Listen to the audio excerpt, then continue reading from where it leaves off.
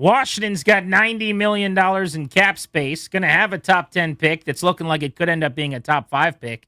And if things really get squirrely, they could pick in the top 3. Might this be a fast turnaround this offseason for the Commanders, or do you think they're further away? Danny, if I had to bet right now on another really bad season next year or 10 wins in a wild card, I would bet on 10 wins in a wild card. If I had to choose between the two, I would do the same. So you think it's likely that they could turn it around as opposed to laying in the doldrums. But I am also working into that equation. You know, I'm typing into the calculator. One of the things I'm typing to get them back to 10 wins is Jaden Daniels looks more like 2024 Jaden Daniels than 2025. Because if he plays at the C level or whatever we're assigning him, and he's in and out of the lineup, this is about what it's going to be until this roster gets a lot better. That's not happening in one offseason. No, but I don't think they're 3-8 bad next year. I think this roster will be better. I don't think it's a with a neutral quarterback a 10-win roster though. I think last year proved it. I think we said at the time, you probably graded as a 7.5, 8-win roster. Jaden Daniels makes you incredible. And I think that's hard to repeat, right? Because it counts on every break going your way. And we've been through it a million times. I know people get butthurt thinking about it, but that's what happened. To me, I think the most likely is they kind of take that intermediate step and get back to that moderate bucket, get back to that just okay bucket, where some weeks they'll look good, other weeks they'll frustrate you, they'll lose a couple that you think they shouldn't, and they'll win one that you think they shouldn't, and they end up around that 8-win plateau. Maybe it breaks right before you get to 9, but I don't see them coming close to what they were a couple years ago because, frankly, I don't think that's attainable. To me, they'll be improved, and I'm hoping that a healthy Daniels means we get more of those samples that we saw last year. Let's hit the phones. Do you see a quick fix here for Washington over the offseason? Shane's in Virginia. What's up, Shane? Welcome back to the States. Hey, how's it going, guys? Commander Grant, how y'all doing? Good, buddy. Great, buddy. Thanks for calling. I didn't know Toby's World Traveler. Hell, we're going to have to hook up there somewhere. That's right. You got to get him on that PJ with you and travel the world, man. Hey, that's no problem. Hey, we can put him on the plane, no problem. Let's go. Here's the thing, man. Look, this roster's not getting better. This is not going to be a next year. This roster is going to be worse than this year. You got a bunch of guys that's not going to be on this team next year.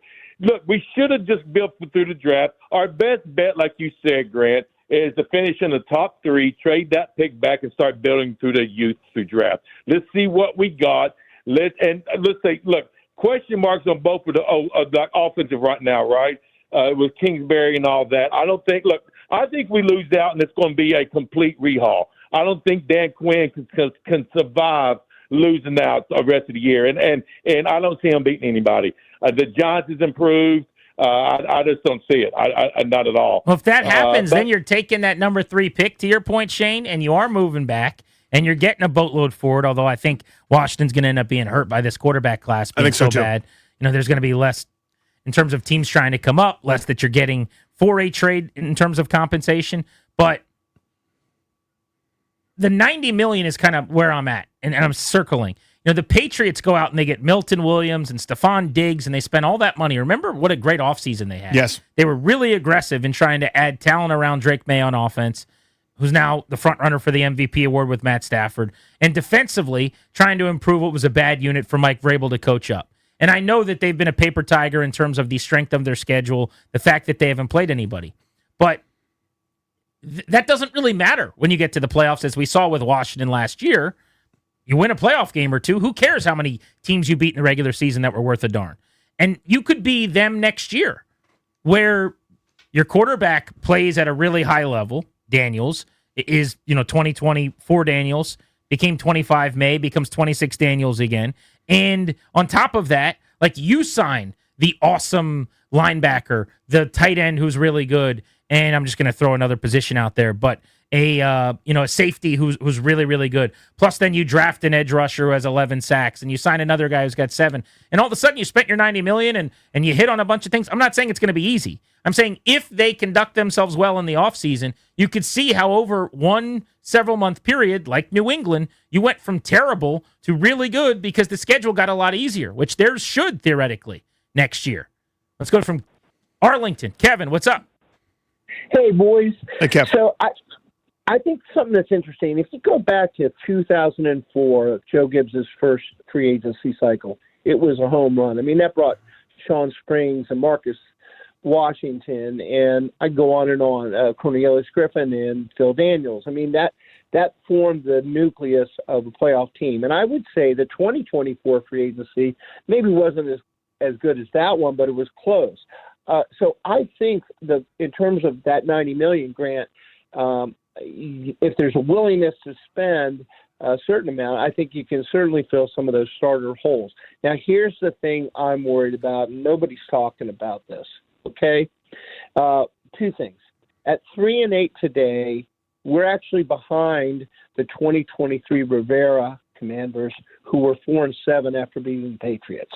And when I look at our schedule going from here to there to the end, I circle the Giants game as a possibility to win. You know, can you imagine if we come out of it, 3-14? It'd just be disaster. But the thing I wanted to talk about, and I'll let you go.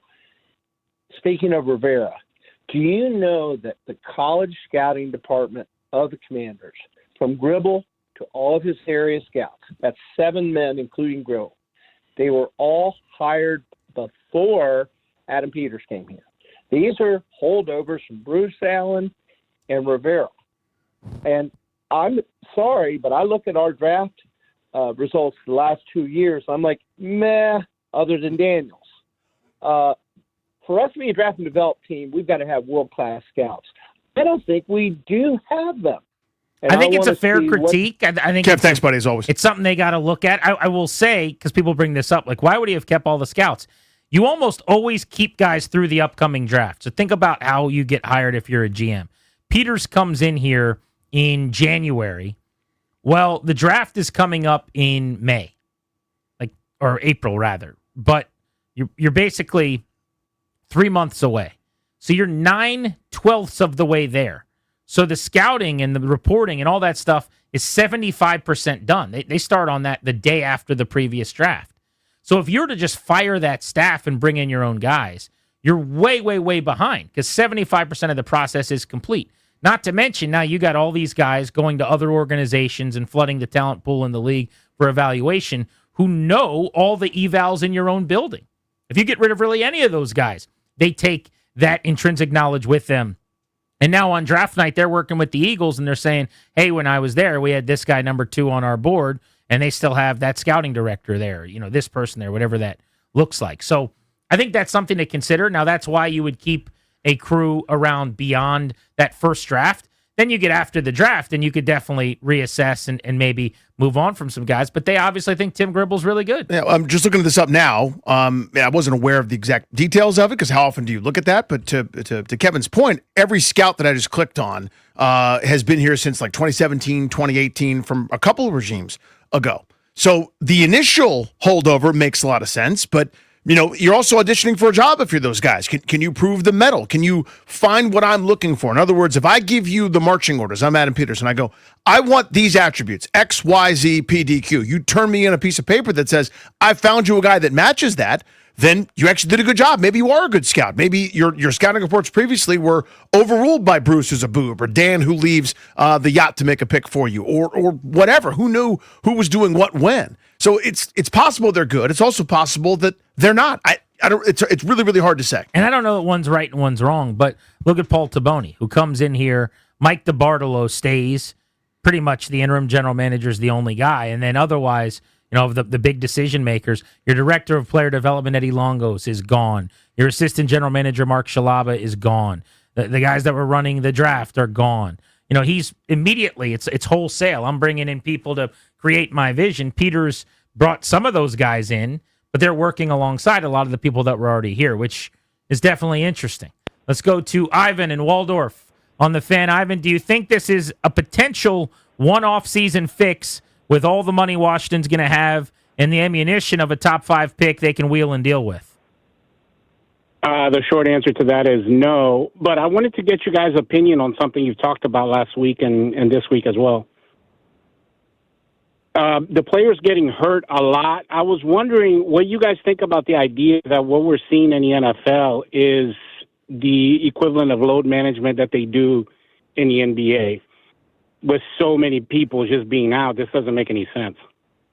Appreciate you, dude. Yeah, I don't think it's a guys are just missing extra time because the game doesn't matter as much. I don't think it's equivalent. Is he suggesting that he thinks they're managing the load of the players, or is he saying they should be doing more load management to keep guys healthy? I don't know if you're suggesting it. I will. I think the NBA, while we make fun of it in a lot of ways, and it's annoying just to, the last game of a road trip or the second night of a back-to-back, they have been forward-thinking and in terms of managing some minutes in blowout games. Like you look at, for example, let's say Oklahoma City, who's got an MVP-type candidate in SGA every night. Hey, let's just say you don't have it. The other team's not going to know all their threes. You're not. It's a 30-point game at the end of the third quarter.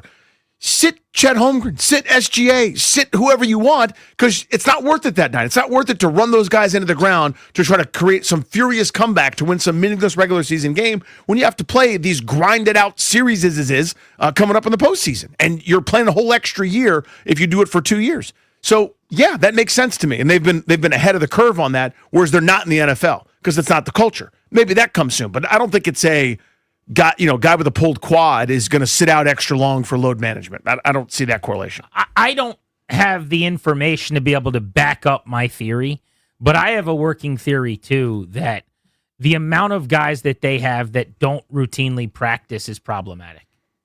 And, when you're not practicing a ton physically and getting the work in, they're having 40-minute practices here, very little contact periods because it's a short week or you're traveling internationally or you just don't have enough guys that are fully healthy.